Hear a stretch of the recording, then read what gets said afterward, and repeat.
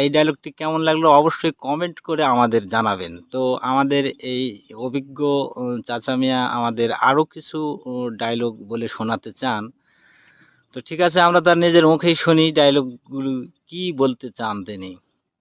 আমরা ভিখারি ছেলে বই করি, আচ্ছা আচ্ছা আচ্ছা।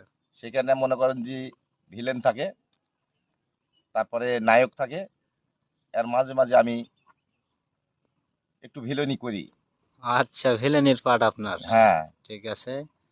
ভিলেনি পাঠ আমি করি। ভিলেনের পাঠ হলো কি, এই সেনাপতি কেশুপ খা কিভাবে ভিলেন করে, সে ভিলেনটা আমি বলে দিচ্ছি। আচ্ছা ঠিক আছে, বলেন। তাহলে তুমি খাজনা কি দিবে না?